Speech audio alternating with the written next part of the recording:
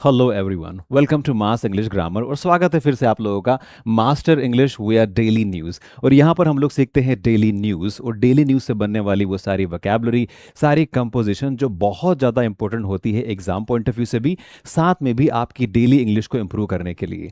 तो पिछले वीडियो में हमने बात की थी एक न्यूज़ को लेकर और वहाँ पर दिया था आप लोगों को होमवर्क। आप सभी लोगों ने होमवर्क का जवाब भी दिया है, साथ में हम लोगों ने आपसे क्वेश्चन किया था कि अगर आप लोग चाहें तो इस प्रकार की न्यूज़ को हम लोग डेली लाइव मॉर्निंग में आकर आप लोग के साथ प्रैक्टिस कर सकते हैं, जहां पर लाइव आप हमारे साथ जुड़कर उन सवालों के, उन क्वेश्चंस के जवाब दे सकते हैं। लाइव जो क्वेश्चनेयर होता है उसमें शामिल भी हो सकते हैं। फिलहाल आज की बात करते हैं। आज है डेट 12 मई 2026 और आज की कुछ बड़ी न्यूज़ पर हम लोग यहां पर बात करने वाले हैं। तो पहली नेशनल न्यूज़ हेडलाइन यहां पर क्या है?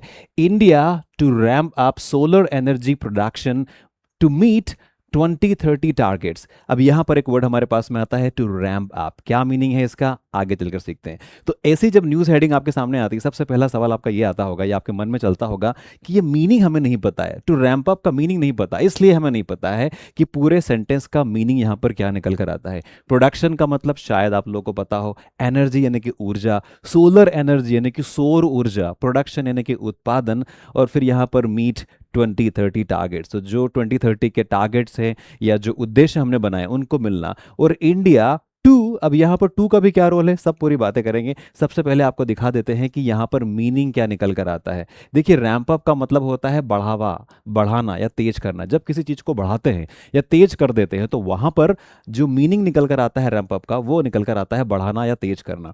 अब यहाँ पर एक और भी न्यूज़ है, न्यूज़ का जो एनालिसिस है वो, पर उससे पहले हम लोग जानते हैं जो हेडिंग है उसका मीनिंग क्या निकल कर आता है।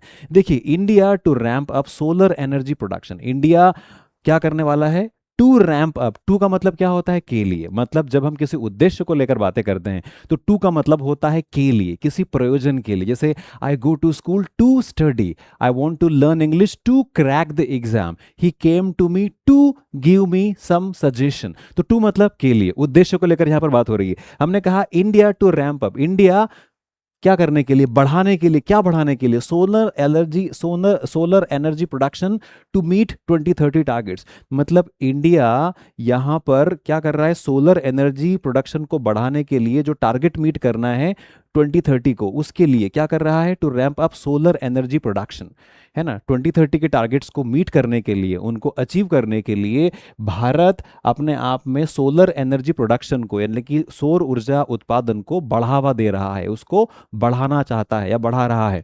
अब आते हैं न्यूज़ एनालिसिस पे। क्या बोल रहे हैं यहाँ पर? The ministry aims to accelerate. Accelerate मतलब गति बढ़ाना, मतलब जो चल रही है चाल उसको और गति दे देना और बढ़ावा देना। तो क्या होगा? द मिनिस्ट्री एम्स, एम्स मतलब क्या कर रही है? टारगेट कर रही है, उद्देश्य कर रही है, उसका गोल क्या है? तो the ministry aims to accelerate the deployment of solar panel. Deployment मतलब क्या? फैलाव। जहां कहा है, देखिए, डिप्लॉयमेंट यानी कि फैलाव, ये यहां से हटा देता हूं मैं। तो वो उसका जो फैलाव है उसको और बढ़ाने के लिए the ministry aims to accelerate, मतलब जो मिनिस्ट्री है वो क्या कर रही है? वो जो सोलर पैनल है उसकी गति को बढ़ाने के लिए, जो फैलाव करने के लिए, panel deployment of solar panel, this is a crucial step for a sustainable energy future. मतलब कि पूरे का मीनिंग अगर देखो, क्रूशल का मतलब यहां पर क्या निकल आ रहा है? अत्यंत महत्वपूर्ण। ये मीनिंग आपको पता होना चाहिए। एक्सेलरेट यानी गति बढ़ाना, डिप्लॉयमेंट यानी कि तैनाती या फिर फैलाव करना, और क्रूशल का मतलब क्या निकलता है? बहुत ज्यादा महत्वपूर्ण। इंपॉर्टेंट मतलब भी महत्वपूर्ण होता है। क्रूशल मतलब जब चीजें प्रोफेशनल वे में बहुत ज्यादा इंपॉर्टेंट होती है।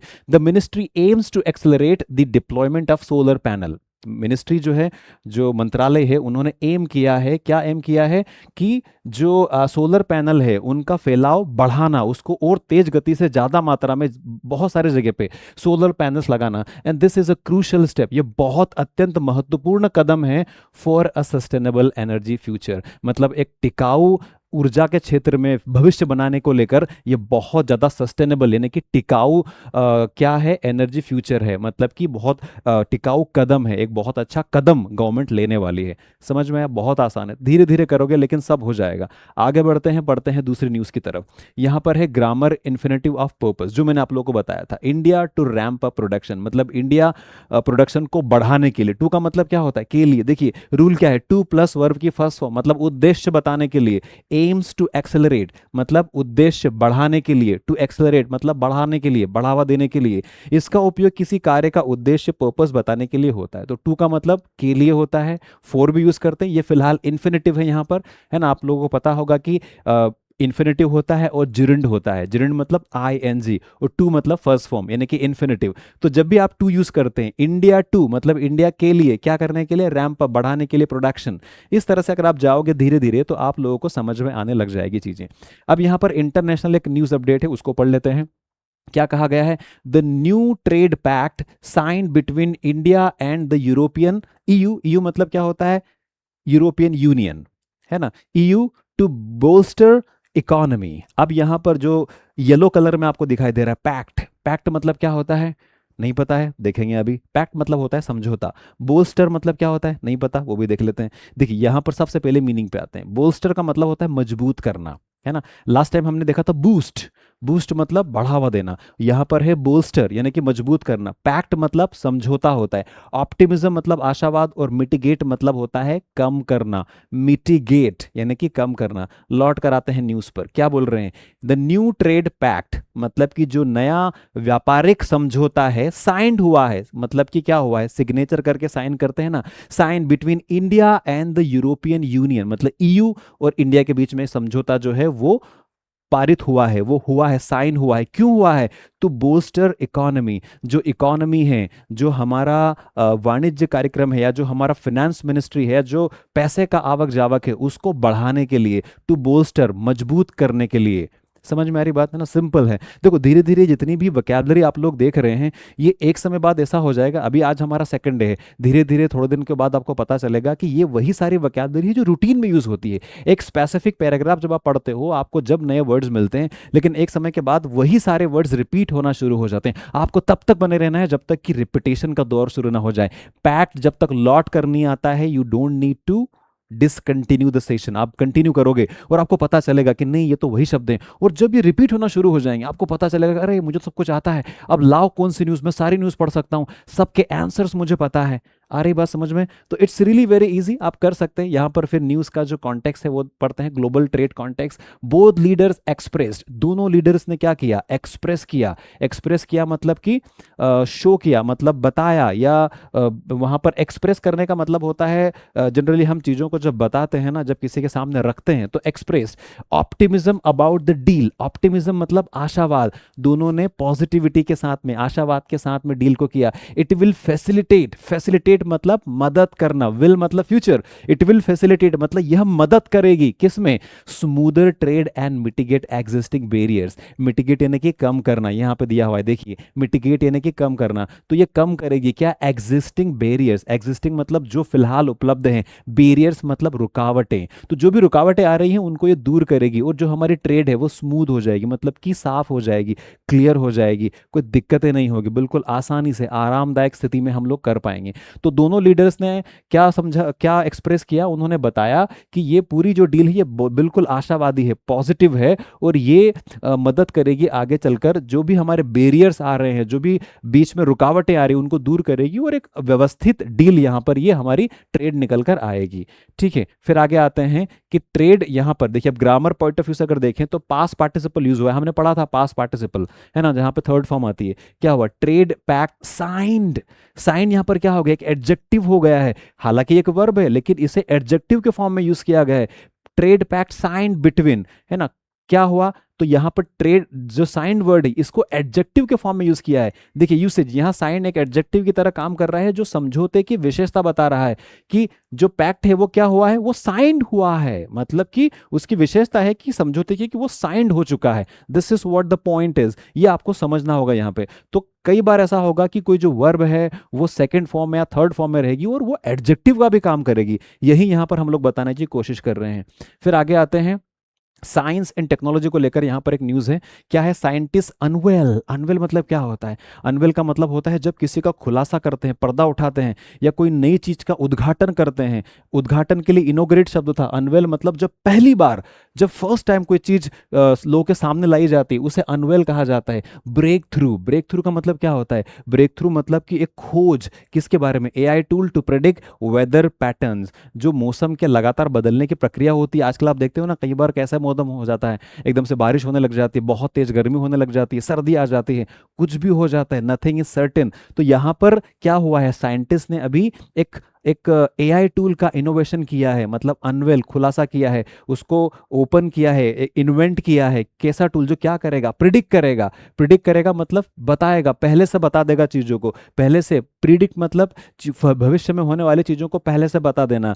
वेदर पैटर्न्स, जो मौसम के पैटर्न होते हैं अलग अलग, यहाँ पर वोकैबुलरी भी पढ़ लेते हैं। देखिए, अनवेल मतलब पर्दा उठाना, दिखाना, मतलब बताना चीज़ों को पहली बार। प्रिडिक्ट मतलब भविष्यवाणी करना, भविष्य की चीज़ों को प्रेजेंट में बताना। और डिमिनिश मतलब कि घटाना, ये भी आगे आएगा। और इरेटिक का मतलब क्या होता है? अनिश्चित, यानी कि इरेटिक, आप बोलते हो ना अनसर्टेन, तो उसी के लिए शब्द यहां पर यूज किया है इन्होंने, इरेटिक, ERRATIC, इरेटिक मतलब अनिश्चित। चलिए अब न्यूज़ पढ़ लेते हैं फिर से एक बार। तो यहाँ पर क्या कहा गया है कि साइंटिस्ट अनवेल, साइंटिस्ट ने जो अनवेल किया है, क्या अनवेल किया है, क्या उन्होंने दिखाया है, क्या बताया है? एक ऐसा एआई टूल जो ब्रेक थ्रू एआई टूल है, मतलब कि एक ऐसी खोज है, एक क्रांतिकारी, इसको बोल सकते हैं। ब्रेक थ्रू मतलब क्रांतिकारी एआई टूल। क्रांतिकारी का मतलब होता है वो जो बिल्कुल चीज़ों को बदल देता है।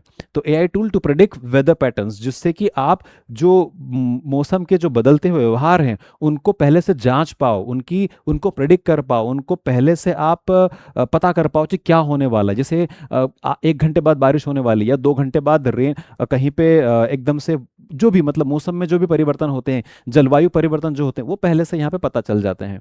फिर आगे आते हैं, यहाँ पर ये वर्ड्स हमने सीख लिए, अनवेल पर्दा उठाना, प्रेडिक्ट भविष्यवाणी करना, डिमिनिश घटाना, और इरेटिक मतलब कि अनिश्चित। अब न्यूज़ क्या है, यहाँ पर एनालिसिस में आता है। The new tool is unparalleled.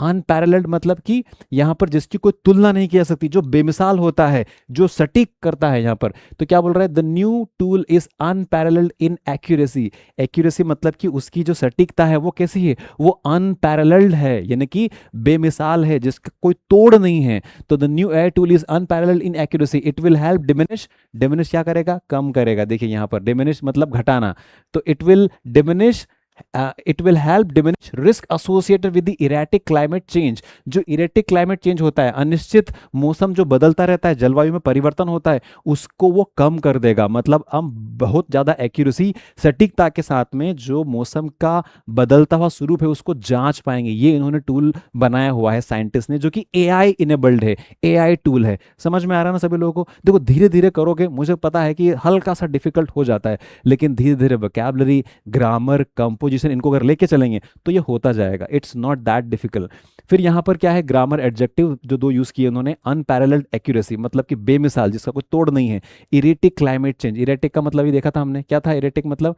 अनिश्चित। अनिश्चित क्लाइमेट चेंज मतलब कि जो जलवायु परिवर्तन होता है, जो अनिश्चित होता है, इरेटिक होता है। तो यहाँ पर क्या है, आयल्स राइटिंग में साधारण शब्दों के बजाय, अगर आप आयल्स के लिए ट्राई कर रहे हैं तो वहां पर आप इन जो एडजेक्टिव्स हैं, जैसे अनपैरेलल्ड है, इरेटिक है, इनको यूज कर सकते हो, इसके नंबर मिलते हैं। मतलब अगर आप एग्जाम में या जो भी राइटिंग का आपका होता है वहां पर इस प्रकार में अगर आप जाते हो तो आपको एक्स्ट्रा नंबर मिलते हैं। देखो यहाँ पर एग्जाम्पल है, वोकैबुलरी स्टेटस।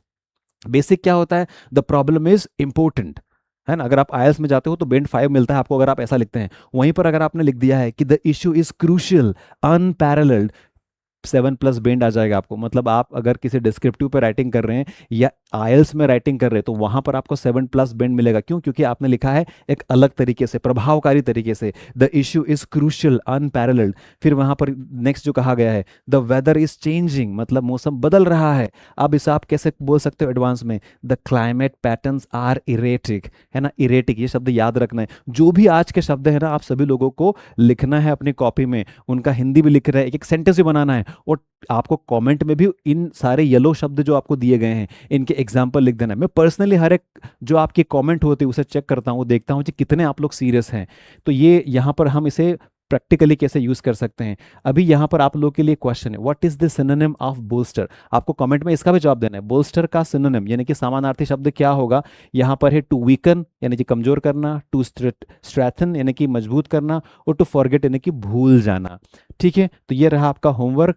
और बाकी pick any word from today's class and write a sentence in the comment below. आपको कोई भी एक सेंटेंस, कोई भी एक वर्ड जो कि येलो में दिखाया गया था, चुनना है और उस पर सेंटेंस बनाना है। देखिए यहाँ पर एग्जांपल दिया हुआ है, the government needs to ramp up health care facilities. मतलब यहाँ पर गवर्नमेंट जो है वो हेल्थ केयर फैसिलिटीज को बढ़ावा क्या कर रही है, देती है, देना चाहती, देने के लिए कुछ काम कर रही है।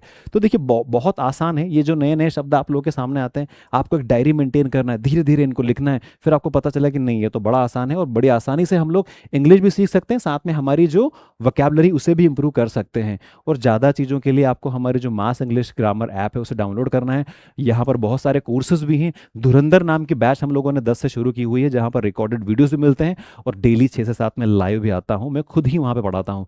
तो अगर आप लोगों ने अभी तक भी एप्लीकेशन डाउनलोड नहीं किया तो जाएं और डाउनलोड करें और कोर्स को आप लोग ऑप्ट करें। तो कीप ऑन लर्निंग। अगर नए हैं तो चैनल को सब्सक्राइब करना है, बेल आइकन को दबाना है, ताकि नए अपडेट्स, नए वीडियोस आपको समय पे मिलते जाएं। मैं मिलता हूं आपसे कल नई न्यूज़ के साथ में, नई वोकैबुलरी और नए कंपोजिशन के साथ में। तो see you tomorrow and have a happy time.